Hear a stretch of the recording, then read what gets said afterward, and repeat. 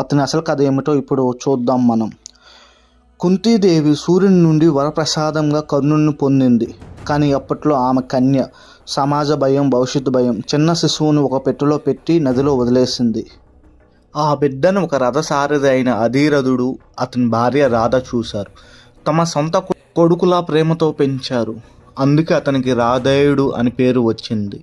కర్ణుడు చిన్న నుంచే విలువిద్యలో అసాధారణ ప్రతిభ చూపాడు. కానీ అతని జన్మరహస్యమే అతడు ఎదుర్కొన్న అతిపెద్ద శత్రువు. ప్రతిభ ఉన్నా కూడా కుల కారణంగా అవమానాలు ఎదుర్కొన్నాడు. ద్రోణుడు తప్పించుకున్నాడు. పరశురాముడు మాత్రం అతన్ని బ్రాహ్మణుని అనుకొని శిష్యుడిగా తీసుకున్నాడు.